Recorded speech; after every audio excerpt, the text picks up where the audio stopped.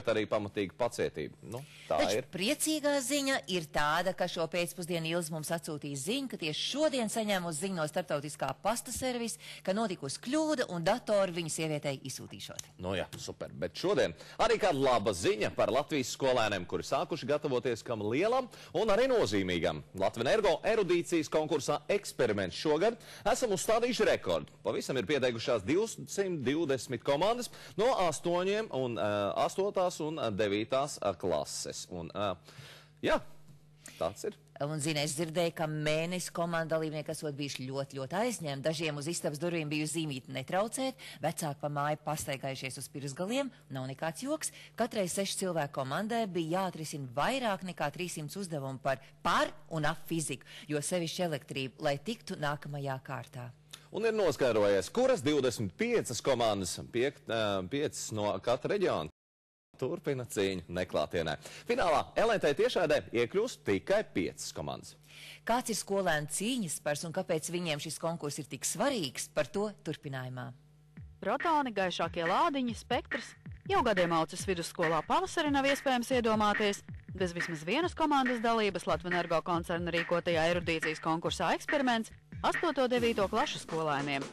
Šogad skolas karoga augstu tur komanda kāpostiņi, 5 jaunieši no 9. A un 1 8-klasnieks.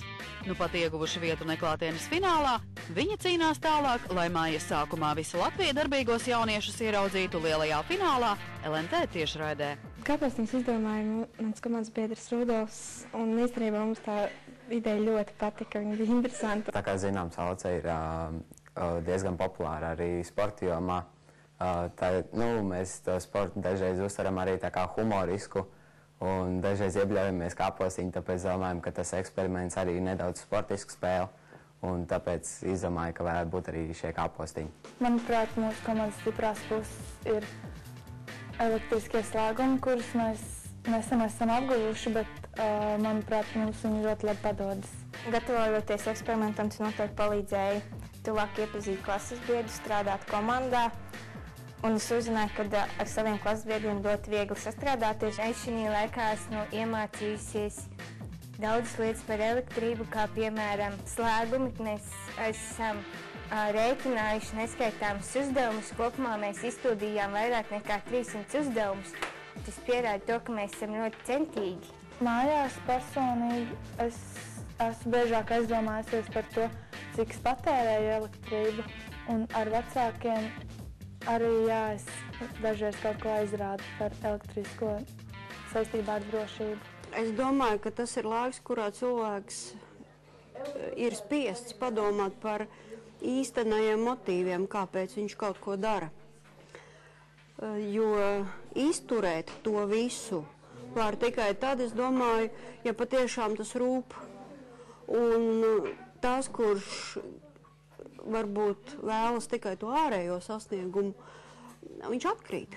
Slodze ir lielāka, bet bērni tiek galā, jo tie bērni, kam daudzas lietas vairāk interesē kā citiem. Klase kļuvusi saliedētāka, draudzīgāka un saprotošāka uz daudziem jautājumiem. Iepriekšējos gados Alces skolēni ir pārliecinājušies, lai iekļūtu konkursa klātienes kārtās televīzijā, liela nozīme ir radošajam darbam. 8. klasē, kad mēs piedalījāmies eksperimentā, mēs izveidojām tā kā elektromagnētu, kas darbojas ar strāvas palīdzību. Tas ir tā kā tinums. Mēs viņu pieslēdzam elektriskai strāvai. Un tā kā tas stienis ir rudītā tērauda, tad viņš pievelk sīkus metāla priekšmetus. Un tad, kad mēs elektrisko strāvu atslēdzam, tad arī priekšmeti nokrīt. Ar komandu Gaišākie lādiņi 2008. gadā mēs piedalījāmies konkursā eksperiments, iekļuvām finālā un ieguvām 3. vietu. Un mūsu uzdevums bija izveidot nākotnes elektromobīlu, un mūsu nākotnes vīzijā tas tika darbināts ar saules baterijām, bet šobrīd jau šeit viss ir ļoti pārveidots. 2010. gadā tēma, lai iekļūt klātienē, bija tā kā mājas darbs izveidot kaut ko no vecām lietām, lai atdzīvinātu vecas lietas. Mēs izdomājām izveidot diskešu somu. Tātad šeit šī soma ir veidot no disketēm, kas ir savienota ar alumīnija riņķīšiem, un kura lence ir taisīta no vienkāršiem plasmasas maisiņiem. Arī kāpostiņiem būs jākustina smadzenes un jāķeras pie nākamās kārtas uzdevumiem. Šobrīd mums ir jāizveido komiks par nākotnes enerģiju un jāizpild 2 nekārtienas uzdevumi. Komiks veidošana būs ļoti interesants pasākums, ko mēs visi darīsim kopā. Komandas gars, apņēmība un neaizstājami līdzjutēji, kas savējiem dzīvo līdzi tikpat aktīvi kā hokeja fani. Ir jāprot tik skaļi ļaut, lai viņi mūs sadzirdētu, mūsu komanda.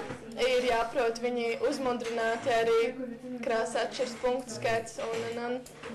Jā, ir jāuzdomā arī kaut kādi spilgtāki plakāti, vai, piemēram, mums bija pat pušķu līdzi un dažādi saukļi. Eksperiments tiešām palīdz iemācīties, kā cilvēkam darboties komandā, tas attīsta domāšanu un attīstīt rīcības spriedzi situācijās, kad tiešām tev minūtes laikā jāizrēķina uzdevums, un tas tiešām nav viegli. Man jau liekas, ka šis konkurss ir tāds, kur ir vajadzīga milzīga precizitāte, pacietība, protams, arī zināšanas fizikā un par elektrību. Paļaušanās saviem spēkiem un tā.